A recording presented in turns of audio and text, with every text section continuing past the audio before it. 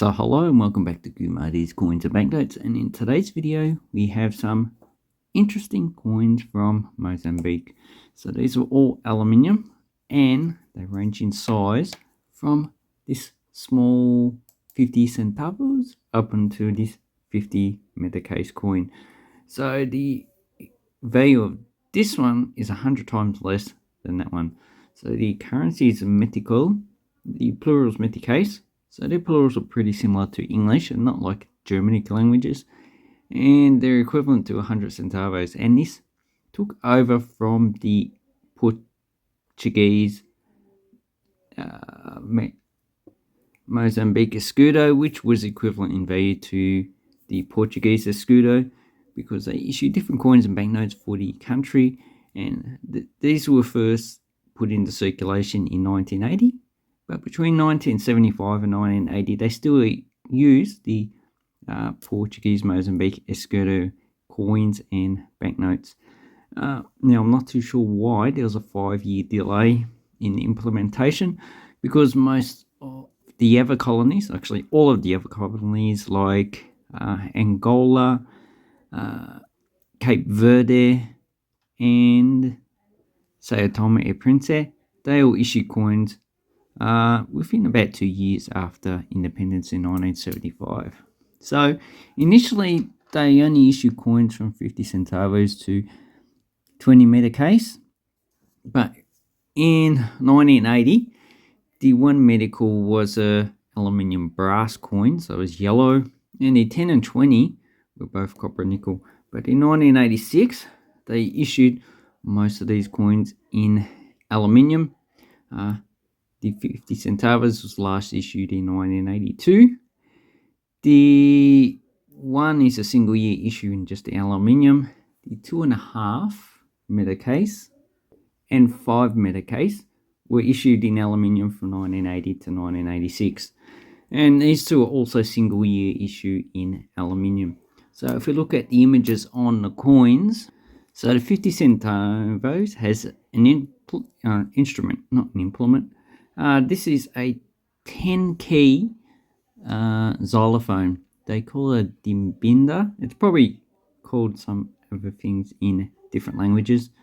And it is the only coin that has the instrument. All the others are based on communist ideology. So on the 1 metacase, we have a woman writing. So she's obviously learning.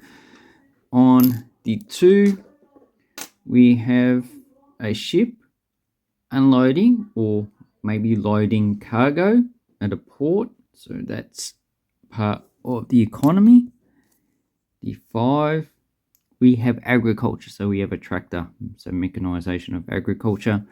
On the 10, we have an industrial plant. So this is probably oil refining. Looks like somewhere where they catalyze petroleum products. Well, that probably doesn't work now. Here we have a troop carrier. So it looks like it has a little gun on the top. So I'm not too sure what type of troop carrier it is. I'll need to look it up. Okay, just looked it up. To me, it looks like a BRT-60, so a Soviet-style troop carrier. And they are still used, and you probably see them in more footage from the Ukraine. Okay, and the largest coin, which was only issued in 1986, is a woman handing corn. So corn does come from the Americas, it's not native to Africa, to a soldier. So in this time period, from 1977 to 92, the country was in a civil war period between the left and right-wing government that controlled the country. You probably say government, so there's only one government. No, the country was divided into, so it's pretty much 2 different governments that fought for the actual country. Only one of them issued coins, which are these ones. So on the obverse, so this is the front of the coin, we have the coat of arms. So it has an AK-47, an assault rifle. I think it's one of the only countries that has it. And because it is the People's Republic, so Republic Popular de Mozambique, obviously the coat of arms is communist style.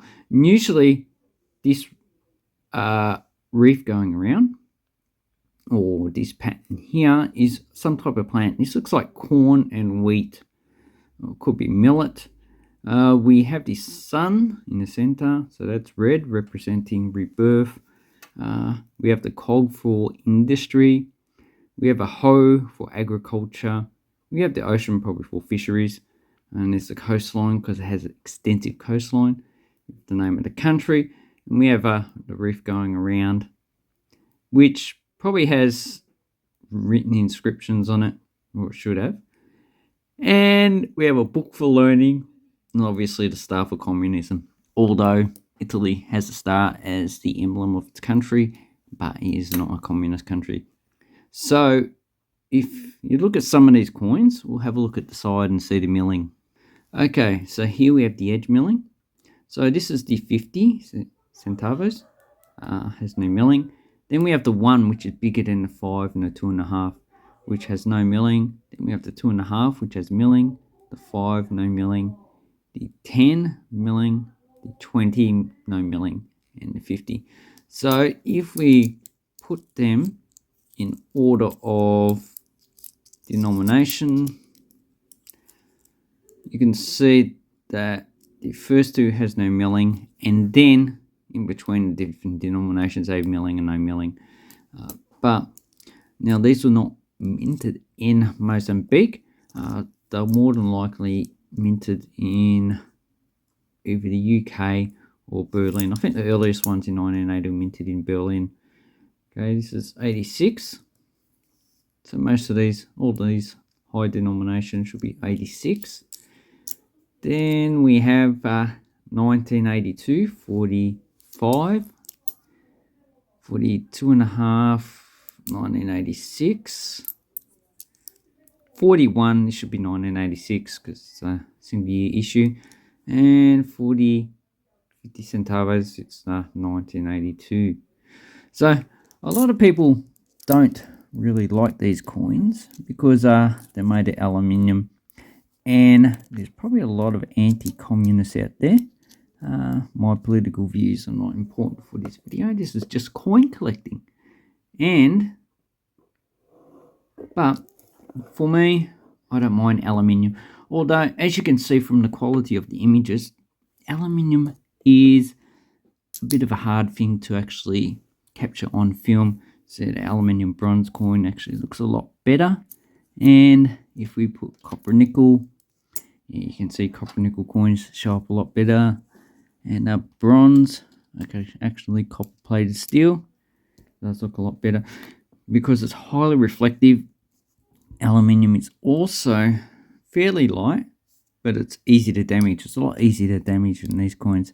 That's why you need to keep these in holders of some sort. So I'm going to put these back into these.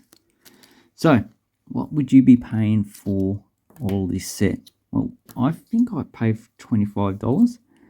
And when I first saw it, I go, yeah, I know that this is a bargain. Because basically you'll be paying probably about $5 per coin. So that's about $35 for these ones, plus postage, about $40. That's the base rate. But in general, I would say these three will be paying at least $10. That's what I've seen them for sale, but not many of them have been sold. So $10 for these, 30, 40, about $50, $60, including postage. So if you see one for $20, yeah, don't hesitate. It's actually a good deal. Anyway, let's say thank you very much. Have awesome coin and banknote collecting time. I hope this informed you about coins from around the world. Let me know down below. Give it a thumbs up. And also subscribe to my channel if you haven't.